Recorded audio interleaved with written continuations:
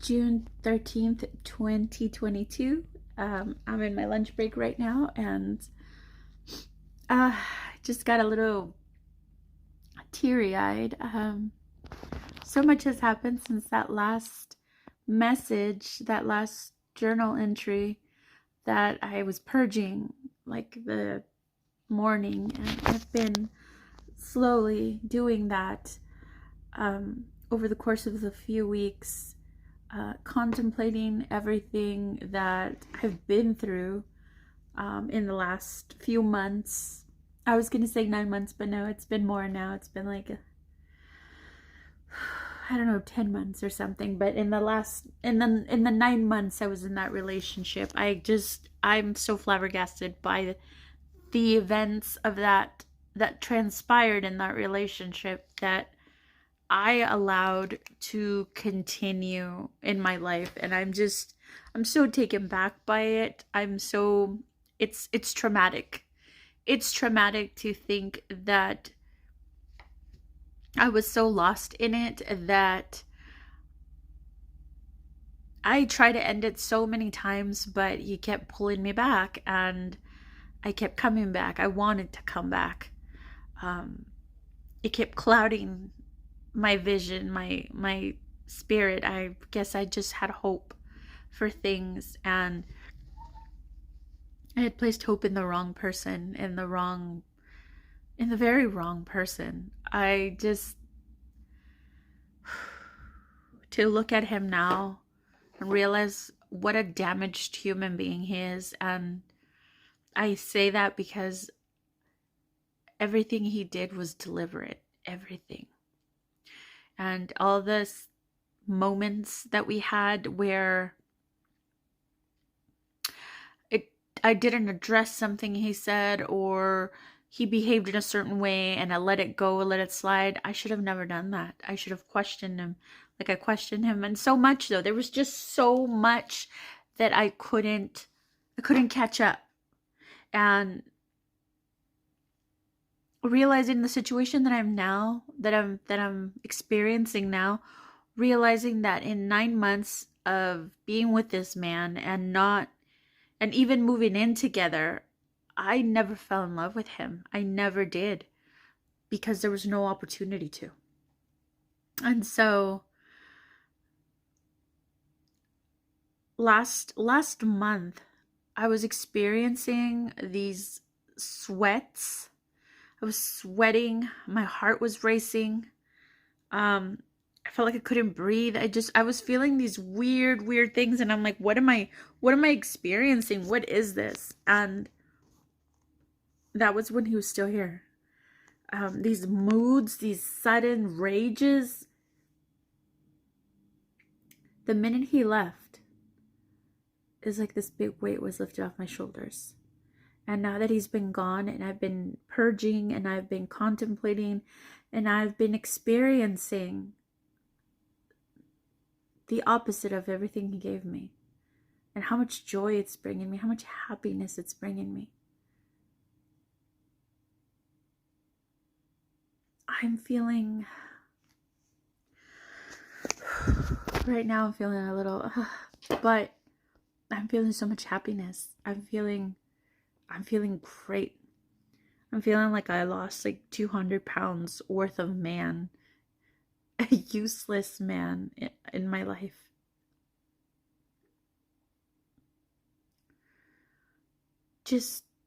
I'm in shock. I'm in shock of myself for allowing that to happen, for allowing those things to happen. But this is a great example as to why we need to heal our childhood traumas. Because if we don't,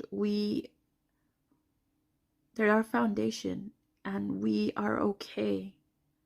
I was okay because it was familiar. I wasn't okay about it at all, but the abuse was familiar.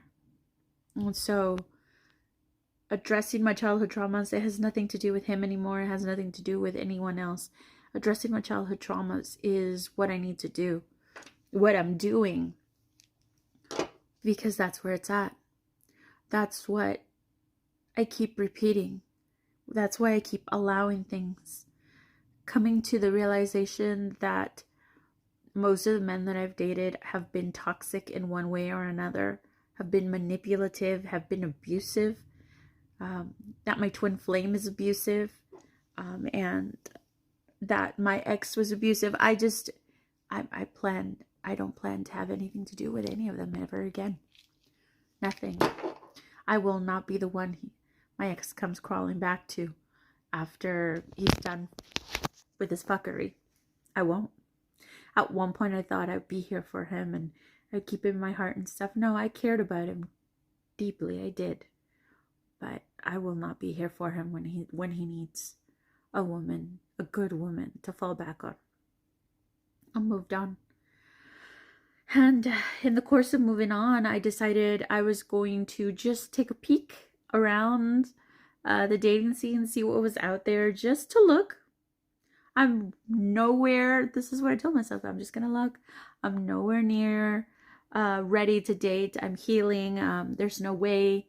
I said this, right? So I'm just gonna look and see what's out there. Maybe by the time I feel a little bit more prepared emotionally, and I've purged some of this stuff, I can, maybe by then I can have some friends that I've been talking to and maybe move forward with that.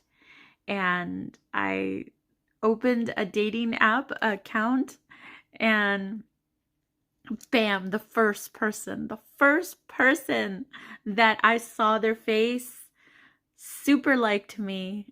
I super liked them. I don't know what it was. It was just this feeling, and we've been talking for a few weeks, and the feeling has intensified.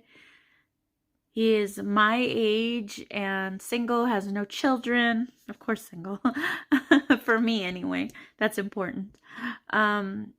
Lives in the same city that my ex lived prior to moving in with me.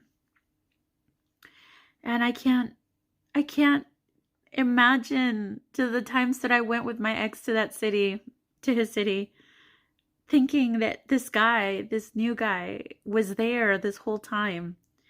And now we've found each other, and it's just, we haven't met in person. We're going to meet in person this Saturday. But I honestly, when I decided to start dating and I met my ex, I really thought that a guy my age, naive I was, really thought a guy my age was looking for the same things I was looking for: companionship, love, growing old together, settling down. They've done their mistakes. They've worked through them. They've realized what they want, what they don't want to do with a relationship, and they were just ready to find their forever partner. And I've been accustomed to be treated, even though my relationships have been toxic. With that being said, I've also been accustomed to be treated with a certain caliber of love and sweetness and care, and just, yeah, I've had it pretty good in some ways. I really have. And so I was accustomed to that, and my ex Montana was not at all on board with that. He did, it was just him coasting. And when he decided to come back from Montana, I think it was before he showed up again. It was his decision to actually be in a relationship with me. Like, he tried, but then once he got here and reality sank in, he just had no motivation. Reality that there are obligations, that that all the betrayal was going to have still trauma attached to it, and we had to repair, and he had to deal with, both my son and I, and adjusting to him, and just so many things, that needed to be addressed that he didn't have it in him to address. He didn't know how to be a righteous, mature, loving, caring man. It's not in him. He's just very superficial. Just in his mind, he's just looking for young, vulnerable women to manipulate and to really just have a good time with. And shame on him, because he lost not just one, but I'm counting, I don't know her, but what I know of her, she sounds like a great person. So two really great women that came into his life, and he was a fool. He didn't know how to keep either one of us. So yeah, good luck with that. But I move on, and this guy that I'm talking to right now, that I've been interacting with on a daily, he is everything I expected a guy to be, when of this age of maturity and not maturity, kind of like me, but of just overall sense and stability, um, mental stability, and just I can count on him reaching out to me, communicating, being honest, uh, elaborating on how he feels. He's in touch with his feelings. He initiates and maintains and sustains, and I'm in awe. I'm in awe, and he's not afraid to show me how he feels about us, about me, and he wants something serious. He wants the serious stuff, and I'm the one who's put the brakes on him a few times, just like, slow down. I see what you mean, like I understand, and yeah, sure, I'm looking for that too, but at the same time, we're getting to know each other, and I know he's excited, and we have so much in common, so much in common. The little oddball things we have in common, which is pretty cool. But at the same time, we are different, and we both understand that, we don't need to change each other, just celebrate our differences, because that also is a part of our mix and makes things interesting. And I really like this guy. I really like this guy. Taking it a relationship online. It's not a relationship yet. We're just talking, but he made himself exclusive. I want to say by week 2. Him initiated, and sure enough, in the dating site that we were on together, at least, I don't know if he's on anything else, but we were on together at least. He had told me like a night before, like he deleted it because there was no point. He had met me, and sure enough, on my end, I noticed his account was deactivated. It said on my end, so just I appreciate him. I've told him a little bit of the stuff that's happened, but not much. He doesn't really have an idea of everything I've been through, only the fact that I have trauma from the previous relationship. It is hard for me to say that and admit it, but it's true. I have trauma from the previous relationship that I'm working on, that I'm seeing a therapist for, that I'm working on self-help, and I asked him to give me time and to please be understanding. There might be triggers, and so far there was one trigger I had. Nowhere near acting or feeling the way that I have with Montana, and those triggers have not shown up like that anymore, thank goodness. But just my mood has stabilized, my joy, it has returned. I feel whole. I'm feeling whole again. I looked at my son yesterday, and he was twirling, and he was happy, and I was happy smiling at him, and I thought, we're happy. What a difference a person in your life makes. And I think this is the main thing that I want to share, that sometimes we are afraid to let go of somebody that we love or care about, or are afraid that they're going to not do as well as they are because we're the ones pushing them to be better, to do better, to sustain them. And that's not fair. That's not fair to you. That's not fair to that person. We're not here, and we're not obligated to handhold somebody else in their lives. That's their journey. And by doing that, we're robbing them of their own experiences that are going to allow them to grow. Growth sometimes for people is painful. I know that it's been painful for me, and it's painful for all of us. Growth isn't easy. So don't do that to yourself.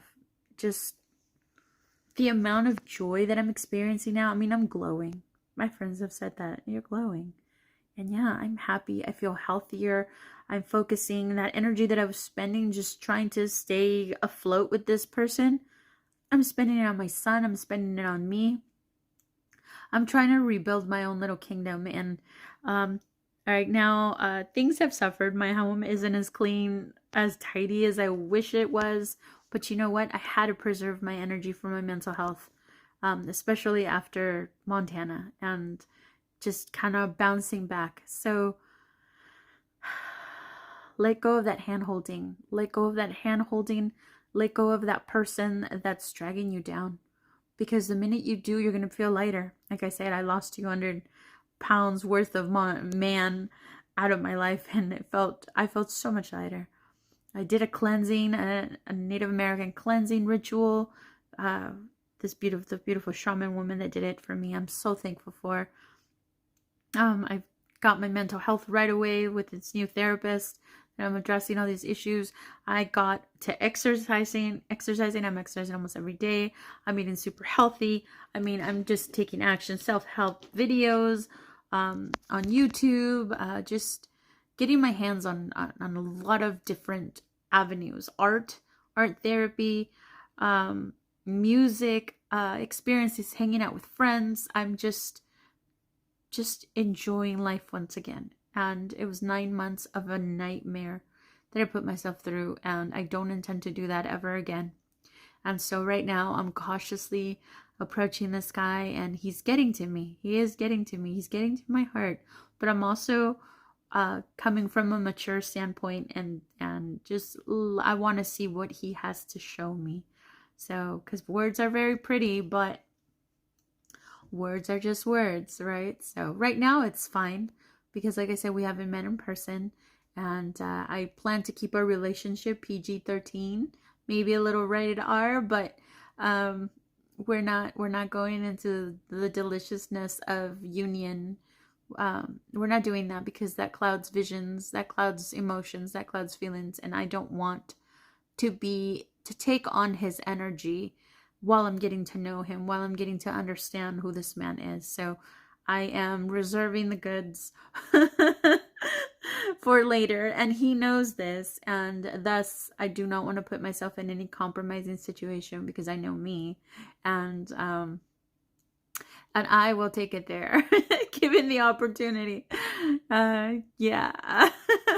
Anyway, so just I'm sharing that just to say that I'm being very mindful of how I interact with this man as I get to know him. This is a changed behavior for me, and I'm changing my life. I'm changing my life little by little. I've made my mistakes in like eating habits and sleeping habits and my workouts, but I'm bouncing right back with my meditation, bouncing right back with working out and eating and everything. I'm trying to be mindful. So one of my next steps is purging a lot of things from my home and just kind of streamlining the home to be a little bit more open and clean and clutter free. So that's another of my goals here soon.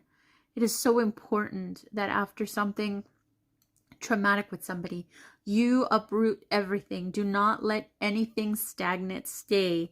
Nothing of theirs has to stay. But if you're going to keep something, put it away for now. Put it away where you're not going to find it, where you're not going to see it. Put it away and move everything, every towel, every shoe, every hanger, every blind, every curtain, everything, blanket, everything. Change it up. Even if you can't buy a new one, turn it around. Do things so the pillows, everything, turn them around, wash them, change the sheets, do everything so that home immediately as soon as that person's gone is completely different. Even if it's the same items used by that person and you and yourself, change them in the way that they're arranged, in the way that they were touched. Do not let anything stay the way that person left them. Don't do that to yourself. The longer you do that, the longer the longer those feelings stay. So don't do that immediately. As soon as they walk out the door and that door closes, you move everything. And throughout the rest of the week, when you see something that you know was done by them or even comment by them or seen by them, switch it around. So you don't have to go get new things. Just clean them, just move them, just move that energy, because that energy is going to dissipate. It's going to move it. It's going to find its way out. You can sage, you can vacuum, you can dust, you can just say a prayer in your home. Open the windows right now that it's going to be warmer and sunnier. Let the wind come in, let that air refresh your home. Candles, white candles, light those. Refresh your home, because you deserve that. You deserve that after a traumatic event. You deserve yourself a cleansing just like that. So detox, work out, talk, cry. If you have good friends, they'll listen. And it's important. And that's something that I have to work on. Opening up to my friends, opening up about my feelings, finding true, excuse me, finding true friends that are out here for my benefit, because I have friends, but everybody has their own thing, and some of them can just be a bit more sarcastic. My beautiful friend I had, when she passed away, unfortunately, but she was one of those wonderful souls that was always there to just listen and give sound advice, and I really miss her. Throughout all of this, I know she would have gotten in my case for the things I've tolerated, but it doesn't matter. She's with me, and I know she had a hand in all of this. Mercury retrograde, thank you so much. Moon eclipse, oh my gosh, I got the alls that I needed to do what I had to do and kick him out. And I'm so thankful to all the powers that be that conspired in my favor to help make this happen for me, because I couldn't for myself for a minute there.